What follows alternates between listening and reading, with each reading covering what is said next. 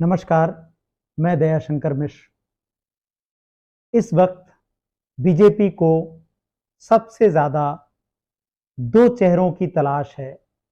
पहला, जिसे बीजेपी अपना अध्यक्ष बना सके, और दूसरा, जिन्हें बीजेपी अपना उपराष्ट्रपति बना सके। बीजेपी अध्यक्ष की तलाश से जूझ ही रही थी कि उपराष्ट्रपति का सवाल सामने आ गया है। आपके सामने तरह तरह के नाम लाए जा रहे हैं, लेकिन याद रखिएगा, जब से नरेंद्र मोदी सत्ता में आए हैं, तब से आपने कौन सा ऐसा नाम कहीं नियुक्त होते हुए देखा है जिसकी सब जगह चर्चा हो। जब सब चर्चा कर रहे थे कि राष्ट्रपति लाल कृष्ण आडवाणी को बनाया जा सकता है, जब चर्चाएं हो रही थी कि राष्ट्रपति मुरली मनोहर जोशी को बनाया जाएगा, तब आपने देखा कि किस तरह से रामनाथ कोविंद की एंट्री होती है और उसके बाद हमने द्रौपदी मुर्मू को राष्ट्रपति बनते देखा है। जब जब चर्चा होती है कि यह व्यक्ति मुख्यमंत्री बनेगा, यह व्यक्ति राज्यपाल बनेगा, आप देखते हैं कि कहानी कुछ और पलट जाती है। इस वक्त बीजेपी को एक ऐसे चेहरे की तलाश है जिन्हें बीजेपी अध्यक्ष बना सके। लेकिन क्या यह काम इतना आसान है?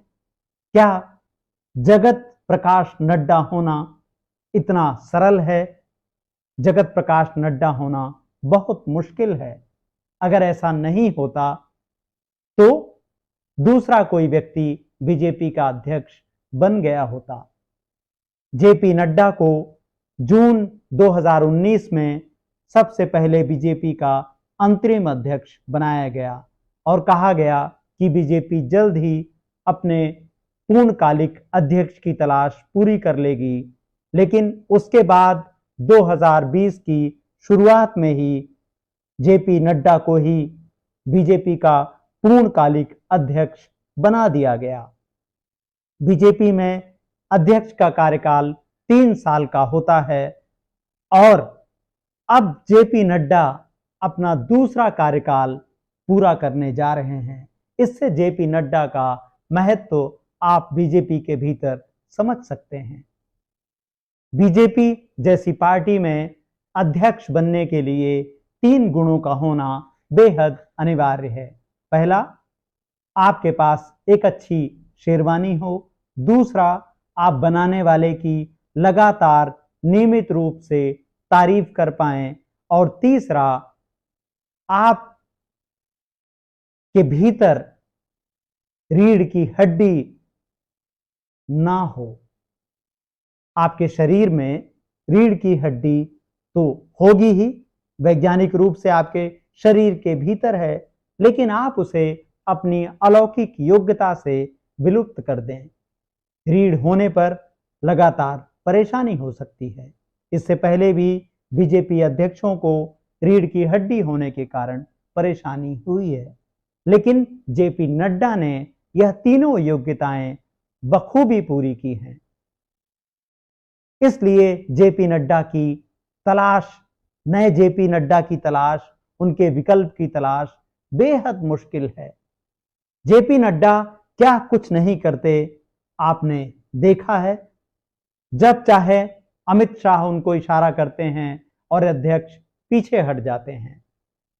राज्यसभा में सभापति के सामने जेपी नड्डा कहने का साहस रखते हैं, Nothing will go on record. Whatever I will say, that will go on record. You should know. कि जो मैं कहूंगा रिकॉर्ड पर तो वही जाएगा। और उसके बाद उपराष्ट्रपति जगदीप धनखड़ इस्तीफा दे देते हैं। जगदीप धनखड़ के इस्तीफे के बाद अब एक और तलाश से बीजेपी जूझ रही है कि वो अपना उपराष्ट्रपति किसको बनाए। पहले ही अध्यक्ष की कमी से बीजेपी जूझ रही थी, अब इन दोनों की कमी पूरी करने का बीजेपी पर एक तरह से दोहरा संकट है। बाहर से यह सब बातें आपको बहुत आसान नजर आती हैं, लेकिन आप जरा सोच कर देखिए, जैसे ही विपक्ष की बात आती है तो मीडिया आपके दिमाग में किस तरह के सवाल पैदा करता है कि देश की सबसे बड़ी विपक्षी पार्टी या दूसरी पार्टी कैसे अपना अध्यक्ष नहीं चुन पा रहे हैं, कैसे ही पार्टी एक व्यक्ति पर निर्भर हो गई है। लेकिन बीजेपी के बारे में आपको यह सब बातें कहीं सुनाई और दिखाई नहीं देती। आखिर क्या कारण है कि जेपी नड्डा का कार्यकाल जो लोकसभा चुनाव के वक्त पूरा हो गया था, उसके बाद भी अब तक नया अध्यक्ष नहीं मिल पाया है। समय समय पर मीडिया में कुछ नए चेहरों की बात आती है कि इनको अध्यक्ष बनाया जाएगा, अब अध्यक्ष बन जाएगा, फला तारीख तक बन जाएगा। अगर आप अखबार उठाकर देखेंगे, टीवी चैनलों की हेडलाइन देखेंगे, तो अब तक बीजेपी के अध्यक्ष की नियुक्ति करीब 10 बार हो चुकी होगी। हर महीने में 15, 20, 25 दिन पर एक तारीख आती है और बताया जाता है कि जेपी नड्डा की जगह कोई दूसरा व्यक्ति अध्यक्ष बनने जा रहा है।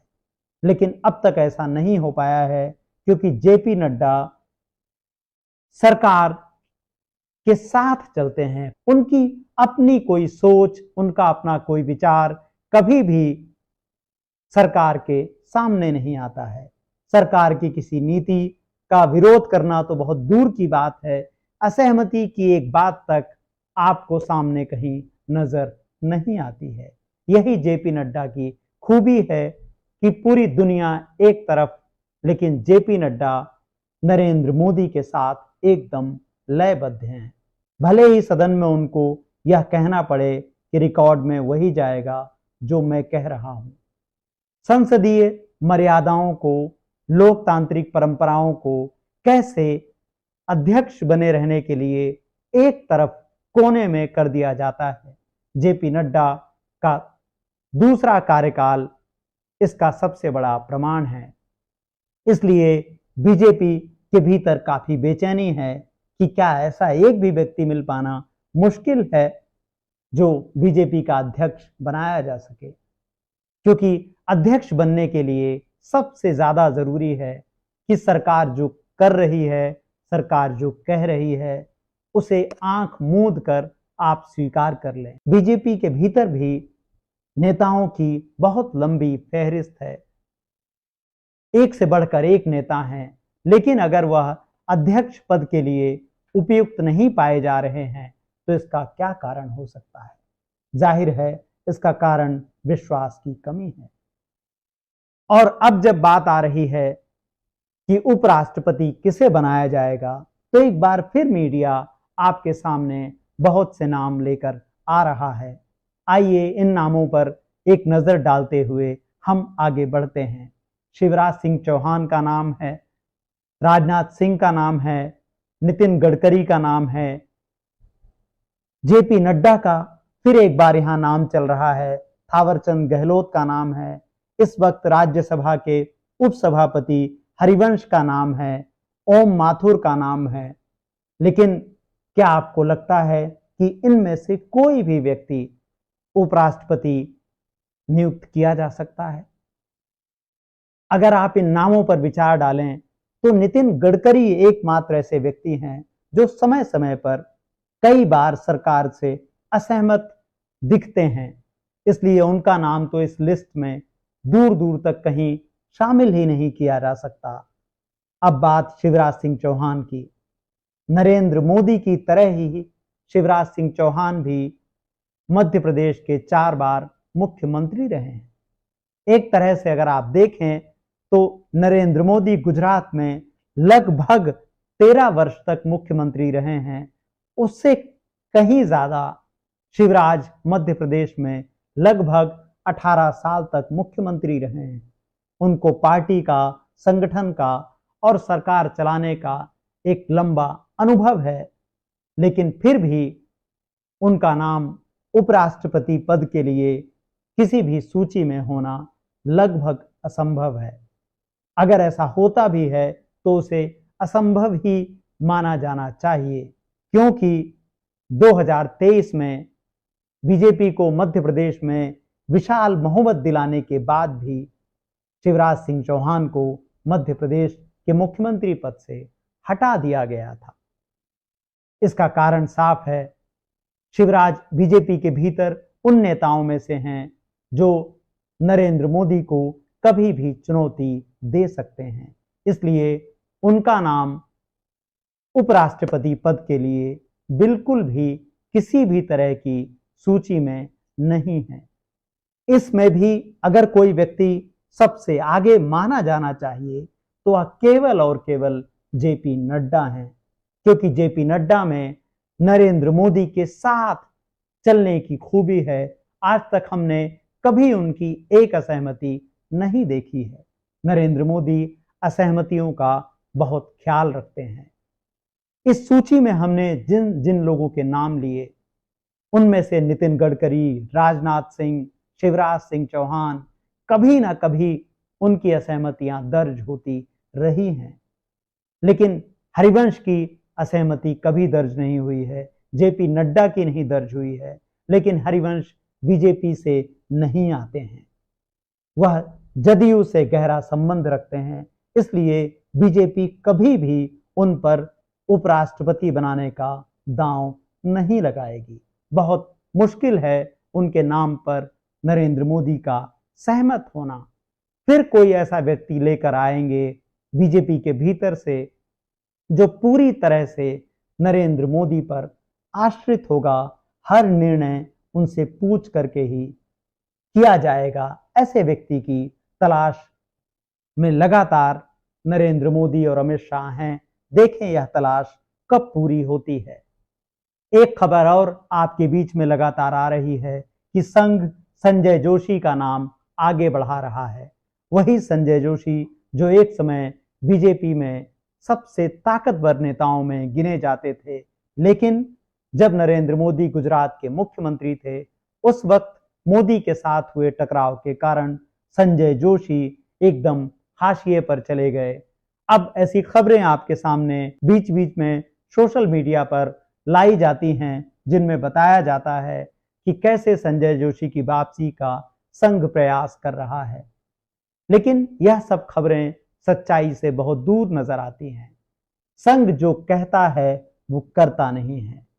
संघ लगातार भ्रम पैदा करने की कोशिश करता है कि सरकार में कितना लोकतंत्र है, कैसे संघ उसको सुझाव देता है, कैसे संघ उसकी आलोचना करता है।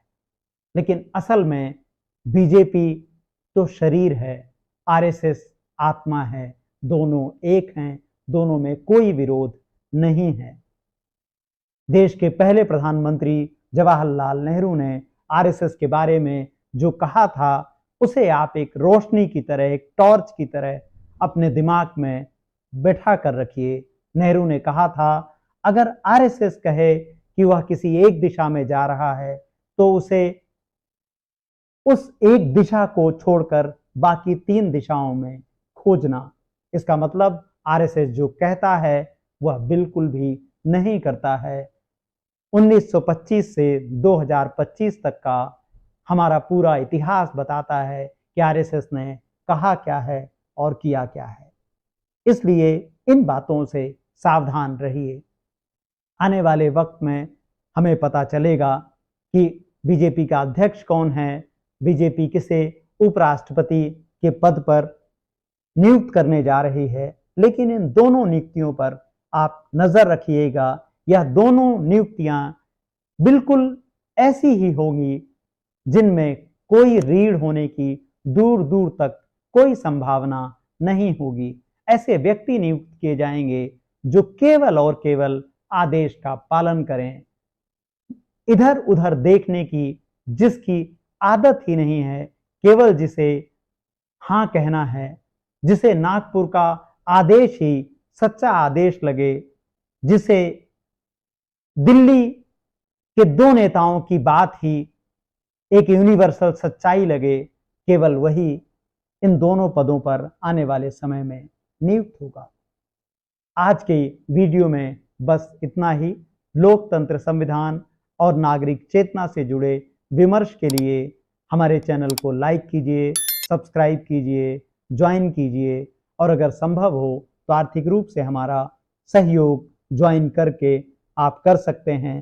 दिए गए QR कोड की मदद से भी आप हमारा सहयोग कर सकते हैं। नमस्कार, धन्यवाद।